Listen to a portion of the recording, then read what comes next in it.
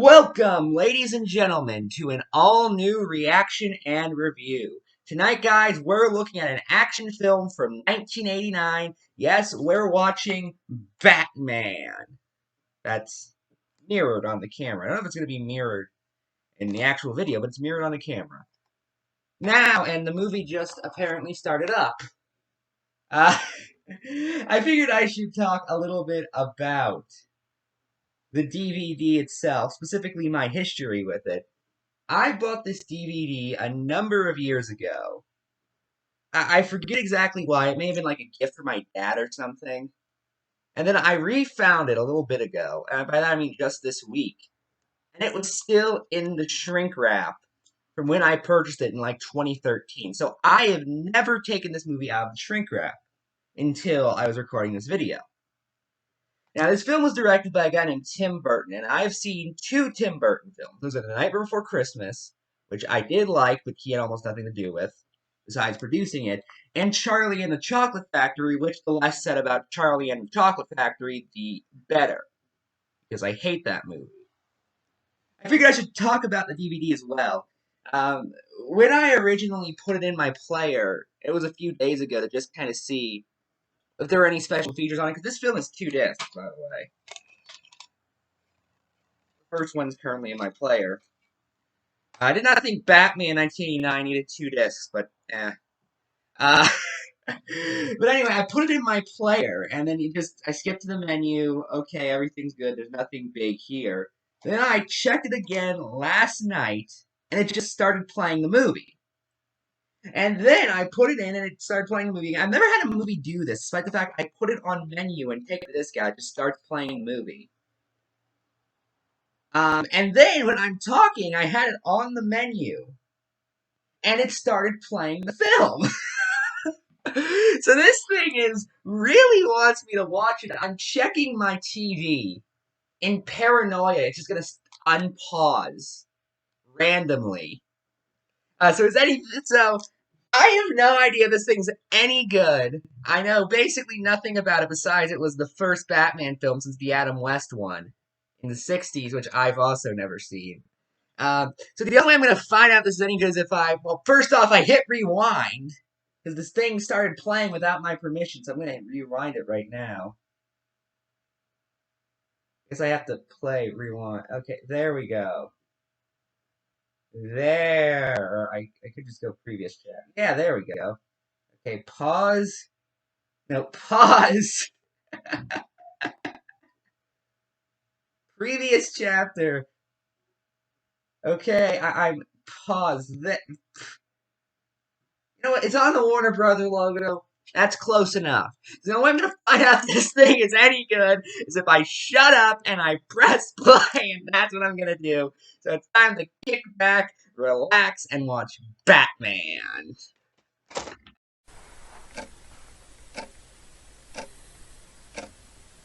Let me just begin by saying that, and I know this was the case for a lot of, this isn't a 90s movie, it came out in '89.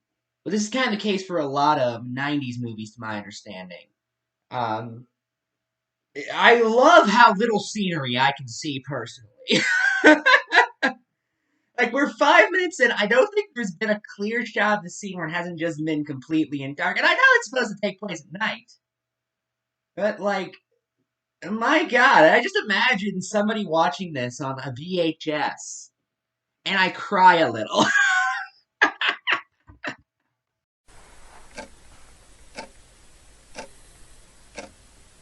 So, the mayor of Gotham City is Ed Koch. Guys, there's no one else that could be besides Ed Koch, okay? That guy looked more like Ed Koch than Ed Koch did some days. I swear to God. Yes, he's the mayor of Gotham, and their attorney general is Harvey Dent, who looks... I want to say it looks like Dave Dinkins, but that'd be really weird timing, considering Dinkins didn't even become mayor until 1990. So he was kind of known before them. I'd be surprised they knew about him when they were writing the script. He looks like, you know what he looks like? You know what he looks like Al Sharpton. He honest to God looks like Al Sharpton. So Gotham City is run by Ed Koch and Al Sharpton. That is so absurd. I love it.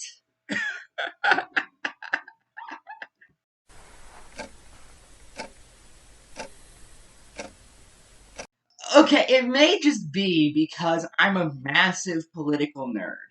But now I'm like looking for as many references to other New York situations from the 80s as possible. It doesn't look like a literal war zone, so it seems like they've under exaggerated.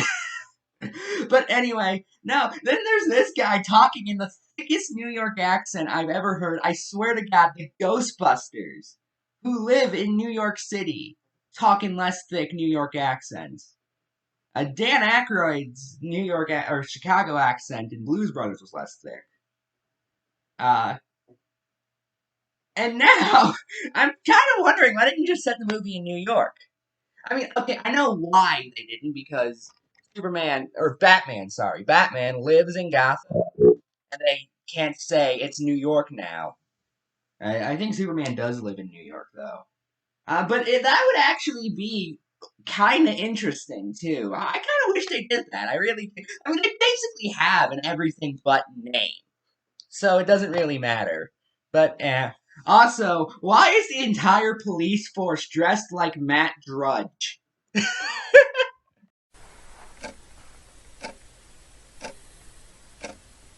You know, for a film called Batman, there's been surprisingly little Batman in it. We're a quarter of the way through the movie, and it's not like they're telling his origin story or anything. He's already Batman. There's just been surprisingly little of him, and what has been him, it hasn't really been obscured because, well, he's all black. But it's been relatively short, and we're more seeing, like, the Joker or people react to Batman. It's like, I don't care what they think of Batman. I want to see Batman.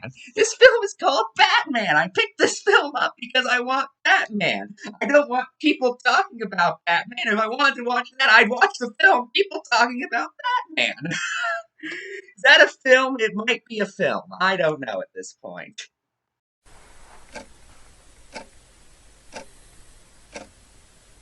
I just want to say there is something so beautifully smarmy about Jack Nicholson's performance as the Joker that I honestly just absolutely adore.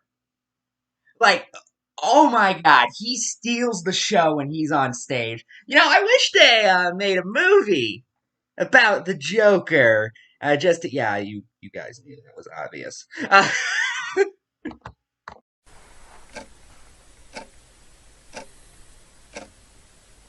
And now he's just openly murdering people. I love this guy. I absolutely love this guy. I genuinely do. Oh my god, Jack Nicholson is the Joker. It's amazing. There's no other word for it. It's absolutely amazing.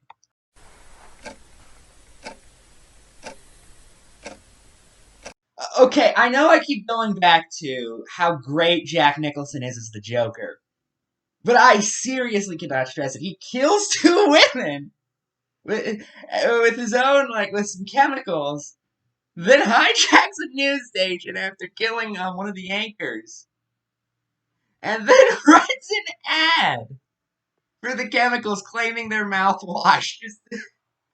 Jesus Christ, that guy. I cannot get enough of him. I really can't. I just really can't. He alone makes this a great movie.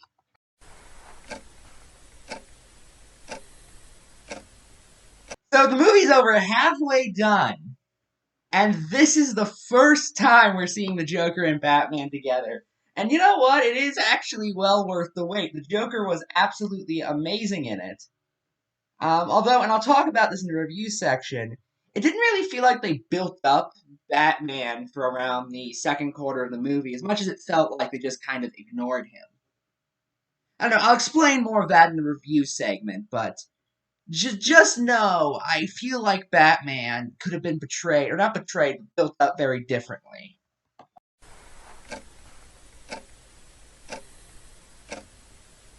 Okay, Keaton really only has two modes throughout this movie. One is suave and cool, okay, and the other is really like anxiety ridden out of nowhere. And he's really only okay at the first one, although I don't think suave is the right word. More just kind of ahead of the game, actually caring. He feels like a regular person, essentially. Then when Michael Keaton is told to add any emotion to the mix, it just feels awkward. Keaton is not an emotionally driven actor, if that makes any sense. And he can't really play Bruce Wayne plus something else. He can play Bruce Wayne pretty well. If you ask him about Bruce Wayne plus anxiety ridden or plus protective, it just looks awkward. Really does.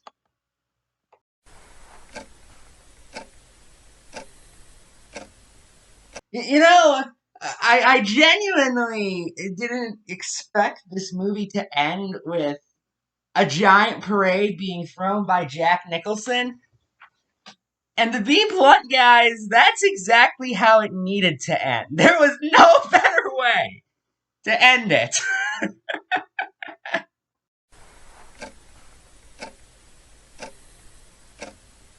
Well, guys, that was Batman 1989. Uh, so the first thing I want to talk about is the pacing. And I know that sounds weird. Why the pacing? But that's because the film is, in my opinion, a little slow. The first half an hour movie, really until we see the first real Batman fight, you could confuse it for a more topsy-turvy political drama. Now, I'm a political nerd, so I don't mind that, but I know a lot of people would. They don't really build up Batman in the sense of you and I would think of build up. There's not like a long period where he's not shown up, and then, oh my god, there he is, it's awesome. No, they show him several times. There's not really. We get occasional lines here and there about how they're investigating Batman. They don't know who Batman is. Who is this Batman?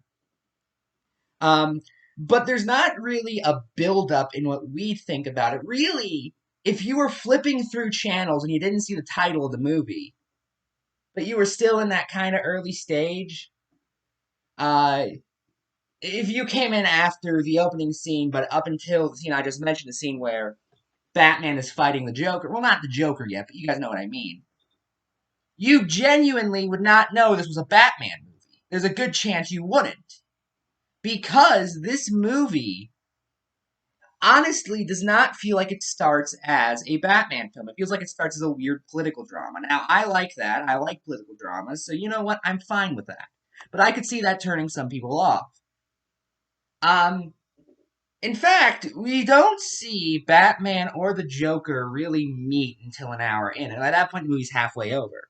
We don't even see, well, we do see the Joker and Jack Nicholson interact, or sorry, Batman and Jack Nicholson interact, and we see the Joker and Bruce Wayne interact a couple of times, so there is kind of that build-up there, but there's not really Batman fighting the Joker until the very end of the movie. Also, spoiler, it turns out that the Joker's the one who killed Batman's parents. This is like really glossed over, side note. And Bruce Wayne only figures that out just at the last second when he's watching on TV. He doesn't notice it at the several times, especially in the scene with the apartment with Vicky Vale, where he's looking Jack Nicholson directly in the face. Doesn't notice it then. Doesn't notice it during any of the news reports he saw before then. It's specifically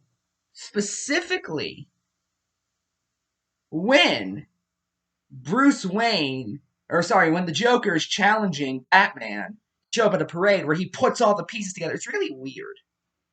I don't know. That's just me, though. I've never been in that scenario because, for one, both my parents are still alive.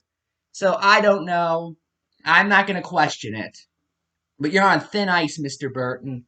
Uh, I should also note, in terms of other issues I had with the film, it felt like there were a couple times where the score was just going way louder than it should have been.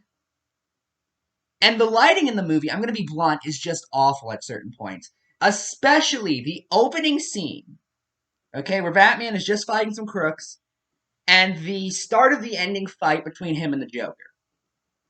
Okay, those two have awful lighting, especially the second one. Not especially the second one. The second one is much harder on the film. It's a much bigger issue because that's supposed to be the giant scene we've been preparing for the past hour and a half. Okay?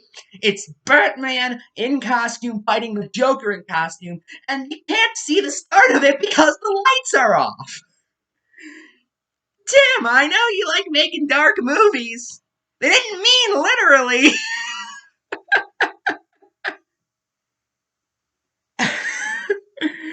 I don't know. That's just another major issue I have with the movie. As for anything else, well, I genuinely do like the set designs. I even like the costumes, although, as I put it earlier, everyone is dressed like Matt Drudge, and it's really weird. Or at least every guy is.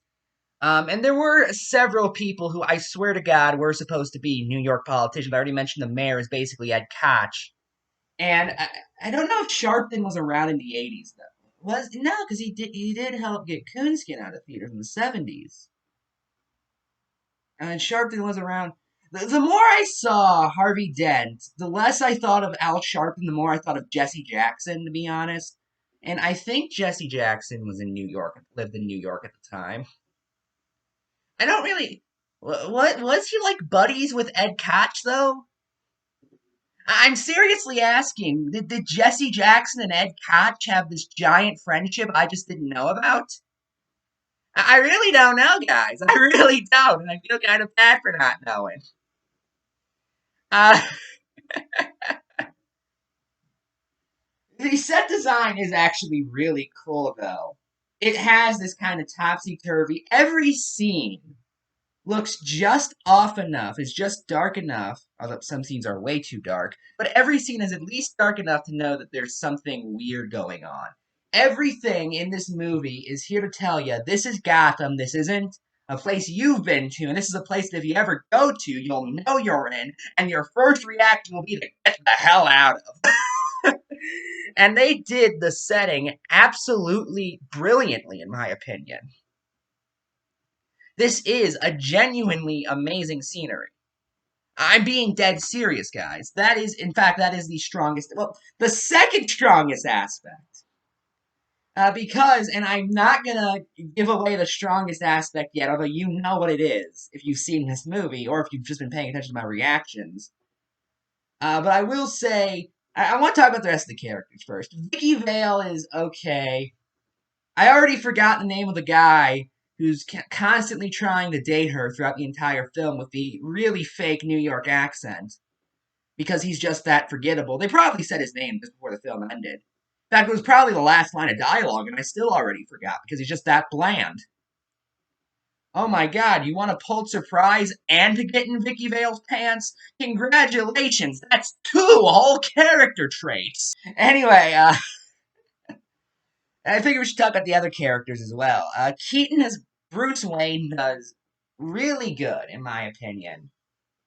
Although he can't really be any emotion besides average guy. When he tries to add anything else, it immediately comes off as awkward.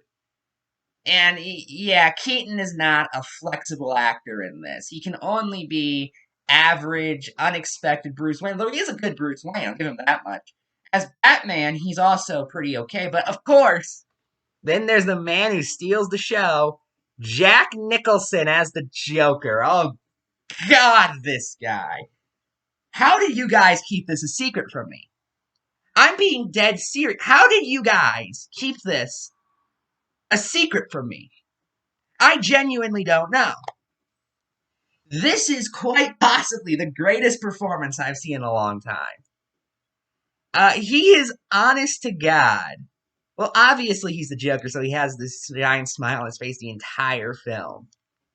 And it's just so creepy and he's just so smarmy, but at the same time he absolutely loves it. And he's eating and he says he loves it and he makes sure you know he loves it. Because he's just that much of a bastard. And we absolutely love him. We stand the Joker. We do. We stand the Joker. I better see at least 8 Twitter stans to the Joker starting tomorrow.